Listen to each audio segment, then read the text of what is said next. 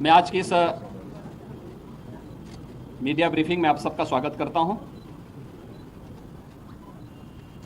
आज यहां पर हमें दुनिया के सबसे बड़े आध्यात्मिक और सांस्कृतिक इवेंट प्रयागराज महाकुंभ 2025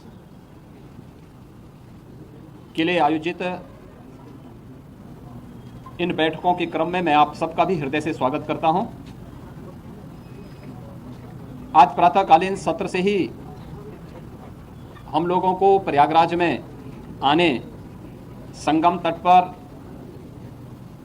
माँ गंगा, यमुना और सरस्वती के मिलन स्थल पर दर्शन करने का सौभाग्य प्राप्त हुआ। आरती और पूजन करने का भी अवसर प्राप्त हुआ। अक्षय वट, सरस्वती कूप आदि की सुंदरीकरण की योजना और लेटे हुए हनुमान जी के कॉरिडोर निर्माण के कार्य को भी और दर्शन करने का भी अवसर प्रातःकालीन सत्र में हमें हुआ है। प्रयागराज कुंभ महाकुंभ 2025 के लिए 13 अखाड़ों, खाक चौक, आचार्यवाड़ा और तीर्थ पुरोहितों के साथ हमारी बैठक संपन्न होने के बाद केंद्र और राज्य सरकार के विभिन्न विभागों के द्वारा महाकुंभ के लिए कार्य किस रूप में आगे बढ़ रहे हैं, इसके बारे में भी एक विस्तृत समीक्षा हम लोगों ने यहां पर की है।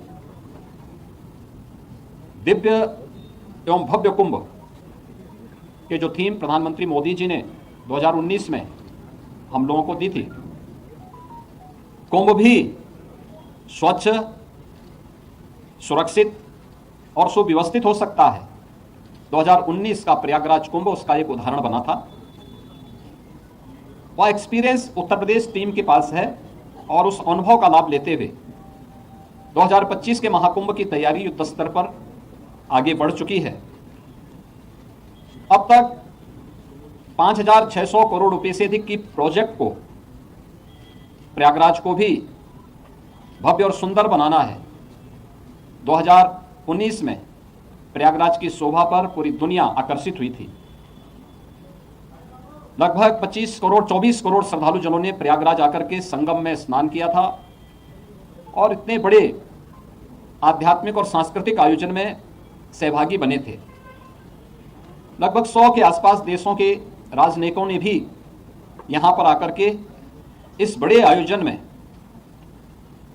भागीदार बनकर के भारत की आध्यात्मिक और समृद्ध सांस्कृतिक परंपराओं का अवलोकन करने का उन्हें भी अवसर प्राप्त हुआ था। और उसी को और भव्य रूप देने के लिए हम लोगों ने यह कार्रवाई विभिन्न विभागों ने प्रारंभ की है, जिसमें उत्तर प्रदेश सरकार के साथ साथ केंद्र सरकार के भी रेलवे के द्वारा, एयरपोर्ट अथॉरिटी के द्वारा, भारतीय राष्ट्रीय राजमार्ग प्राधिकरण के द्वारा और भी अन्य विभागों के द्वारा मिलकर के बेहतरीन तरीके से अपने कार्यों को आगे बढ़ाया जा रहा है। यद्यपि जब कुंभ का आयोजन होता है तो उस समय संगम में जल का जो स्तर होता है उस समय लगभग ये 8 से 10 हजार क्यूसिक वाटर वहां पे होता है। आज प्रातःकालीन सत्र में हम लोगों ने देखा है जल की मात्रा भी लगभग 2.25 लाख से लेकर 2.5 लाख क्यूसिक वाटर अभी यहाँ पे जल है।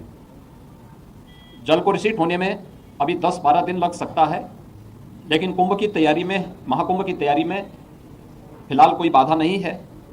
और हम लोगों ने एक डेडलाइन दी है कि 15 दिसंबर तक हर हाल में सभी प्रकार के कार्य, निर्माण के कार्य संपन्न होने के साथ ही कुंभ के दायरे को भी बढ़ाने का कार्य 2013 के प्रयागराज कुंभ की तुलना में इस बार उससे दुगने से अधिक क्षेत्र में कुंभ फैलेगा। हमारा प्रयास होगा कि पीक डे के दिन जो मुख्य पर्व हैं, पौष पूर्णिमा 13 जनवरी से लेकर के और महाशिवरात्रि 26 फरवरी तक, ये जो अलग अलग पर्व पड़ेंगे, जिसमें पौष पूर्णिमा है, मकर संक्रांति है, मौनी अमावस्या है, बसंत पंचमी है, माघी पूर्णिमा है और शिवरात्रि है। इन 6 प्रमुख त्योहार जो स्नान होंगे, पर्व और त्योहार पड़ेंगे, पीक डे के दिन छोड़ करके शेष अन्य दिनों पर किसी भी श्रद्धालु को 1 किलोमीटर से अधिक पैदल न चलना पड़े। 7,000 से अधिक परिवहन निगम की बसेज, शटल बसेज यहाँ पे सेवा के लिए लगाई जाएंगी, इलेक्ट्रिक बसेस लगाई जाएंगी और भी व्यवस्था यहाँ पर हम लोग देने का कार्य कर रहे हैं। प्रयागराज महाकुंभ के बहाने एक भव्य और दिव्य रूप में देखने को मिलेगा। सुरक्षा के लिए भी बेहतरीन तैयारियां की जा रही हैं। आर्टिफिशियल इंटेलिजेंस के टूल्स का भी इस्तेमाल किया जा रहा है और कहीं भी किसी भी प्रकार की कोई असुविधा नहीं होगी। जीरो प्लास्टिक के लक्ष्य को लेकर के प्रयागराज कुंभ को हम लेकर के चले हैं। जीरो लिक्विड डिस्चार्ज, किसी भी प्रकार का सॉलिड या लिक्विड डिस्चार्ज माँ गंगा और यमुना में उस दौरान न हो, इसकी तैयारी। और जितने भी ड्रेनेज सीवर हैं ये सब तब तक टेप हो चुके होंगे या STF में इन्हें डाइवर्ट करके या बायो रेमेडिएशन की पद्धति के माध्यम से हम उसे शुद्धिकरण से ही उससे डिस्चार्ज करेंगे। ये सारी सुविधाएं यहाँ पर हम लोग देने जा रहे हैं और मुझे पूरा विश्वास है कि प्रयागराज कुंभ 2019 ने एक मानक स्थापित किया था, उससे भी बड़े स्तर पर एक भव्य और दिव्य कुंभ को स्वच्छ, सुरक्षित और सुव्यवस्थित कुंभ के रूप में हमें स्थापित करने में सफलता प्राप्त होगी। इस संबंध में मैं आप सबका भी आह्वान करूंगा। 2019 के कुंभ के, प्रयागराज कुंभ के लिए की सफलता में आपकी भी बड़ी भूमिका थी। इस बार फिर से अपनी सकारात्मक भूमिका के साथ प्रयागराज को और भारत के सनातन धर्म के इस भव्य आयोजन को वैश्विक मंच तक पहुंचाने में आप सबका सकारात्मक योगदान होगा। आप सबको मैं एक बार फिर से धन्यवाद देता हूं, आपका अभिनंदन करता हूं। बहुत बहुत धन्यवाद जी। आज यहाँ पे लोगो भी प्रयागराज महाकुंभ का लोगो जारी हुआ है। सर्वसिद्धि प्रदा कुंभ का जो 2019 में यहाँ का लोगो था, उसी व्यवस्था को आगे बढ़ा करके प्रयागराज जो महाकुंभ प्रयागराज 2025 का लोगो आज जारी हुआ है।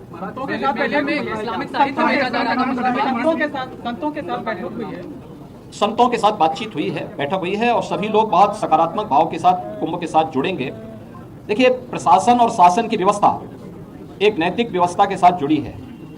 कुंभ का आयोजन या इस प्रकार के आध्यात्मिक और सांस्कृतिक आयोजन वास्तव में सनातन धर्म के पार्ट हैं और इसका मुख्य आयोजक और इसका जो होस्ट होता है वह संत ही होते हैं और संत ही इस व्यवस्था के साथ जुड़ करके इसे भव्य और दिव्य बनाएंगे और प्रयागराज को एक बार फिर से हम वैश्विक स्तर पर पहुंचाने का कार्य करेंगे। धन्यवाद।